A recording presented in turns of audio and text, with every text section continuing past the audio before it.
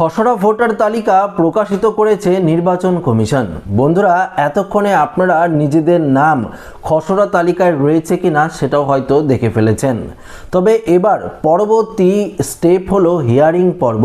আগামীকাল থেকেই প্রত্যেকের বাড়িতে হিয়ারিংয়ের নোটিশ পাঠাতে শুরু করবে নির্বাচন কমিশন। যদি আপনার বাড়িতেও হিয়ারিংয়ের নোটিশ আসে তাহলে শুধুমাত্র আপনাদেরকে এই একটি মাত্র ডকুমেন্টস দেখালেই হবে বা এই একটি মাত্র ডকুমেন্টস রেডি রাখলেই হবে।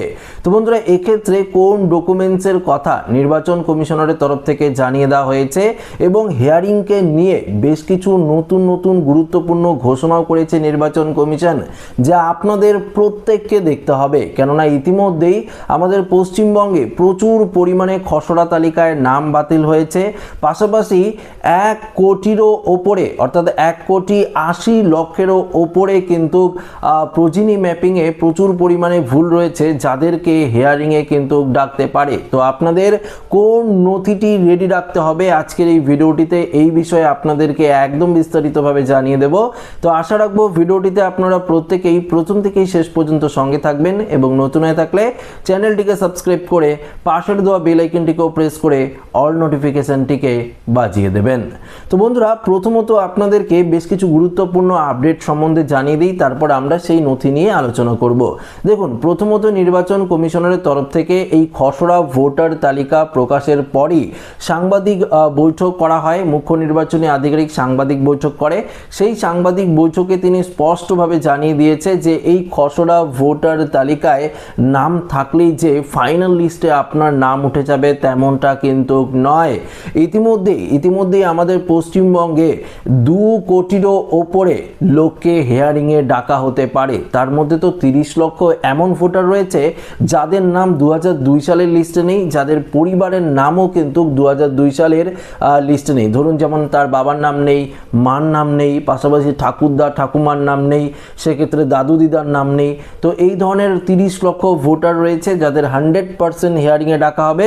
পাশাপাশি আরেক ধরনের ভোটার রয়েছে যাদের লজিক্যাল ডিসক্রিপেন্সিতে আওতায় রয়েছে, অর্থাৎ প্রোজিনি ম্যাপিংয়ের আওতায় রয়েছে। এই সমস্ত ভোটারদেরও কিন্তু প্রোজিনি ম্যাপিং করেছেন। ধরুন, আপনি আপনার বাবার নাম, মার নাম, ঠাকুরদা ঠাকুমার নাম এদের দিয়ে ফর্ম ফিল আপ করেছেন, কিন্তু সেক্ষেত্রেও কিন্তু ভুল ধরেছে নির্বাচন কমিশন এবং সন্দেহের লিস্টে রয়েছে। এই সমস্ত ভোটারদেরও কিন্তু হিয়ারিংয়ে ডাকা হবে। পাশাপাশি ধরুন, আপনার 2002 সালের ভোটার লিস্টে রয়েছে, যদি কোনো ত্রুটি বা গড়মিল ধরা পড়ে সেক্ষেত্রেও আপনাদেরকে হিয়ারিংয়ে ডাকা হবে। তো সেক্ষেত্রে আপনাদের শুধুমাত্র একটি ডকুমেন্টস যদি দেখাতে পারেন তাহলেই কিন্তু আপনাদের হিয়ারিংটা মিটে যাবে, কোনো রকম সমস্যা হবে না। তো ডিটেলস আলোচনা করব, তো একটু মনোযোগ সহকারে যদি আপনারা ভিডিওটি দেখেন তাহলে পরিষ্কার বুঝতে পারবেন। পরবর্তী দেখুন আপডেট দিয়েছে নির্বাচন কমিশন হিয়ারিং নিয়ে। 7 দিন পর থেকেই কিন্তু হিয়ারিং পর্ব শুরু হবে। এই 7 দিনের মধ্যে প্রায় সমস্ত ভোটারের বাড়িতে নোটিশ পৌঁছে দেবে বিএলওরা। আপনার বাড়িতেও কিন্তু নোটিশ পৌঁছে যেতে পারে। যদি আপনার বাড়িতে হিয়ারিংয়ের নোটিশ আসে তবেই আপনাদের হিয়ারিংয়ে যেতে হবে। যদি নোটিশ না আসে সেক্ষেত্রে কোনো রকম সমস্যা নেই, ফাইনাল লিস্টে অটোমেটিক আপনার নাম কিন্তু উঠে যাবে। এছাড়াও আপনাদেরকে জানিয়ে দিই, ধরুন এই খসড়া ভোটার তালিকায় কোনো রকম ভুলবশত কারণে আপনার নাম উঠলো না, বা আরেকটি যে তালিকা প্রকাশিত করা হয়েছে মৃত বা ভুয়ো ভোটার বা স্থানান্তরিত ভোটার লিস্ট হিসাবে যে লিস্টটি দিয়েছে 58 লক্ষ ভোটারের নাম, সেই লিস্টে যদি আপনার নাম থাকে তাহলে আপনি এখনও জীবিত রয়েছেন কিন্তু মৃত ভোটার লিস্টে আপনার নাম ভুলবশত হয়ে গেছে, বা এটা হতেই পারে। সেক্ষেত্রে আপনি 6 নম্বর ফর্ম কিন্তু ফিল আপ করতে পারেন অনলাইনে এবং সেটি ফিল আপ করে আপনার নাম খসড়া ভোটার তালিকায় ওঠাতে পারেন। এটাও কিন্তু নির্বাচন কমিশনের তরফ থেকে পরিষ্কারভাবে জানিয়ে দিয়েছে। আসুন এবার মেন গুরুত্বপূর্ণ আপডেট হিয়ারিং নিয়ে যে আপডেটটি উঠে এসেছে সেই দিকে আমরা নজর দেব। তার আগে আপনাদেরকে দেখিয়ে দেব এসআইআর এর যে অ্যানুমারেশন ফর্ম, আপনারা প্রত্যেকেই এই ফর্মটি ফিল আপ করেছেন, তাই তো? এই যে ফর্মটি আপনারা ফিল আপ করেছেন, এখানে যে ওপরের যে জায়গাটি রয়েছে, আমি এখানে যে ব্যক্তির ফর্মটি রয়েছে এটা আমি দেখাচ্ছি না সিকিউরিটি পারপাসের জন্য, কিন্তু এই জায়গাতে 30 লক্ষ ভোটার রয়েছে যারা শুধু এই জায়গাটি ফিল আপ করেছেন এবং এখানে নিজের নাম 2002 সালের লিস্টে নেই, তাই নিজের নামটা ফাঁকা রেখেছে।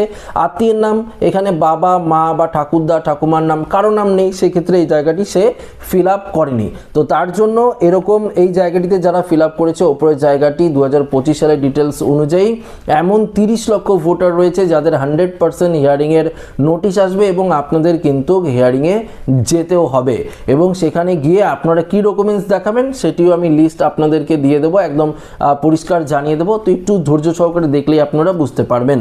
দেখুন পরবর্তী যাদের হিয়ারিংয়ে ডাকবে 100% সেটা আপনাদেরকে বলছি। দেখুন এই জায়গায় আপনারা ফিল আপ করেছেন এবং এখানে যে জায়গাটি রয়েছে এই ফর্মের যে বাদিক জায়গাটা যেখানে বলেছিল নির্বাচন কমিশনের তরফ থেকে যে যদি আপনার নাম 2002 সালের লিস্টে না থাকে তাহলে আপনারা আত্মীয়ের জায়গায় তো অবশ্যই বাবা মা বা ঠাকুরদা ঠাকুমার নাম যদি থাকে সেটি আপনারা দেখাবেন, তাই না? তো সেই ক্ষেত্রে যদি আপনারা এই জায়গাতেও ফিল আপ করে থাকেন তাহলে আপনারা নিশ্চিন্ত যে নয় যে আপনার নোটিশ আসবে না এমনটা কিন্তু নয় বন্ধুরা, আপনার নামেও কিন্তু নোটিশ আসতে পারে। এমন 1,80,00,000 উপরে ভোটার রয়েছে যাদের সন্দেহের তালিকায় রাখা হয়েছে, রিভেরিফিকেশন করার জন্য বিএলওদের বলা হয়েছে এবং সেই সমস্ত ভোটার যারা রয়েছে রিভেরিফিকেশন যাদের হয়েছে তো হয়েছে, যদি না হয়ে থাকে সেই সন্দেহের লিস্টে যারা রয়েছে তাদেরও কিন্তু একদম উপস্থিত থাকতে হবে হিয়ারিংয়ে, তাদের বাড়িতেও নোটিশ পাঠাবে নির্বাচন কমিশন। তখন আপনাদের কি ডকুমেন্টস নিয়ে যেতে হবে? তখন সেই 2002 সালের যে লিস্ট রয়েছে যেই লিস্টটিতে আপনি আপনার আত্মীয়ের নাম হিসাবে এই যে এই জায়গায় যে আত্মীয়ের নাম দিয়েছেন এখানে আপনি কার নাম দিয়েছেন তো সেই 2002 সালে তো তার নাম লিস্টে রয়েছে, তাই না? তো সেই 2002 সালের লিস্টটি কিন্তু আপনাদেরকে নিয়ে যেতে হবে হিয়ারিংয়ে। পাশাপাশি একটি ডকুমেন্টস আপনাদের নিয়ে যেতে হবে সাপোর্টিং ডকুমেন্টস হিসাবে।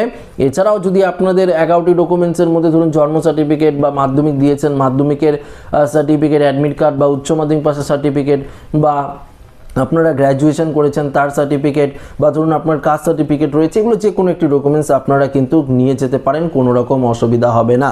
যাদের নিজেদের নাম 2002 সালের লিস্টে রয়েছে তারা তো এই জায়গাটি ফিল আপ করেছেন, সেক্ষেত্রেও যদি আপনার ফর্মের মধ্যে কোনো রকম গড়মিল ধরা পড়ে সেক্ষেত্রেও কিন্তু আপনাদেরকে সরাসরি হিয়ারিংয়ে ডাকতে পারে নির্বাচন কমিশন। তখনও কিন্তু আপনাদেরকে নিজের যে নাম রয়েছে 2002 সালের লিস্ট সেই লিস্টের যে পাতাটি রয়েছে সেটিও কিন্তু হিয়ারিংয়ে নিয়ে যেতে হবে। পাশাপাশি আপনাদেরকে জানিয়ে দিই সাপোর্টিং ডকুমেন্টস হিসাবেও কোনো রকম ডকুমেন্টস কিন্তু আপনাদের লাগতে পারে, এটা কিন্তু নির্বাচন কমিশনের তরফ থেকে জানিয়ে দেওয়া হয়েছে। এতদিন পর্যন্ত আপনারা যেটা জানছিলেন যে 2002 সালের লিস্টের নাম যাদের নেই, যাদের বাবা মা পরিবারের কারো নাম নেই তাদের শুধু হিয়ারিংয়ে ডাকা হবে এমনটা নয়। নির্বাচন কমিশনের তরফ থেকে প্রচুর পরিমাণে ভুয়ো ভোটার নকল ভোটারের হদিশ মিলেছে, যারা অন্য কেউকে বাবা বানিয়ে অন্য কেউকে মা বানিয়ে বা ঠাকুরদা ঠাকুমা বানিয়ে তারা কিন্তু ভোটার লিস্টে নিজেদের নাম তুলে ফেলেছে। পাশাপাশি এমন প্রোজিনি ম্যাপিং রয়েছে, এমন যারা নিজের বাবার নাম বা মার নাম দিয়েছে সেক্ষেত্রে তাদের বয়সের মধ্যেও একটা ছোট ফারাক রয়েছে, যেমন 15 বছরের নিচে রয়েছে, 15-14 বছর রয়েছে, 5 বছর 6 বছর রয়েছে বাবা এবং ছেলের সম্পর্কে, মা এবং ছেলের সম্পর্কে, সেক্ষেত্রে সেটাও তো সন্দেহ তালিকায় রয়েছে। ঠাকুরদা নাতির সম্পর্কের মধ্যেও 40-35 বছর ডিফারেন্স রয়েছে, সেটাও তো সন্দেহ তালিকায় রয়েছে। তো এই সমস্ত ভোটারদের 100% বাড়িতে কিন্তু নোটিশ পৌঁছাবেই, সেই অনুযায়ী আপনাদের হিয়ারিংয়ে যেতে হবে। উপযুক্ত ডকুমেন্টস যেগুলো আপনাদেরকে বললাম সেই ডকুমেন্টসের মধ্যে কোনো ডকুমেন্টস যদি আপনারা না নিয়ে যান বা কোনো রকম ডকুমেন্টস যদি আপনারা বৈধ নথি না দেখাতে পারেন তাহলে ফাইনাল লিস্টে আপনার নাম কিন্তু 100% বাতিল হয়ে যাবে। দেখুন এখানে যে ডকুমেন্টসের যে লিস্টটি দিয়েছে সেটিও একবার আপনাদেরকে জানিয়ে দিচ্ছি। ডকুমেন্টসের লিস্টের মধ্যে এখানে বলেছে যে কোনো পরিচয়পত্র, পেনশন পেমেন্ট অর্ডার বা যেটি কেন্দ্রীয় সরকার, রাজ্য সরকার বা রাষ্ট্রায়ত্ত সংস্থার যে কোনো নিয়মিত কর্মী বা পেনশন প্রাপক রয়েছে তাদের যদি কোনো রকম নথি থাকে সেটি আপনারা দেখাতে পারেন। পরবর্তী যে কোনো পরিচয়পত্র, শংসাপত্র বা 1/7/1987 আগে যদি আপনাদের ব্যাংকের বই, পোস্ট অফিসের বই, ধরুন LICর কোনো কাগজ থাকে তাহলে সেটিও আপনারা ডকুমেন্টস পারপাস দেখাতে পারেন, হিয়ারিংয়ের সময় কোনো রকম অসুবিধা হবে না। এছাড়াও এখানে জন্ম শংসাপত্র তো রয়েছেই, পাশাপাশি রয়েছে পাসপোর্ট এবং স্বীকৃত কোনো স্কুল সার্টিফিকেটের কথাও এখানে বলেছে, শিক্ষাগত যোগ্যতার শংসাপত্র, ম্যাট্রিকুলেশন এগুলোর কথা বলেছে। পাশাপাশি স্থায়ী বসবাসের শংসাপত্র, ডোমিসিয়াল কাগজ, ডোমিসিয়াল সার্টিফিকেট যদি আপনাদের থাকে সেটিও আপনারা দেখাতে পারেন। বন দপ্তরের আধিকারিকের কোনো কাগজ যদি থাকে সেটিও দেখাতে পারেন। পাশাপাশি যদি আপনাদের কাস্ট সার্টিফিকেট থাকে সেটিও কিন্তু আপনারা দেখাতে পারেন, কোনো রকম অসুবিধা হবে না। এসসি এসটি ওবিসি থাকতেই পারে, সেক্ষেত্রেও কিন্তু কোনো রকম অসুবিধা হওয়ার কথা নয়।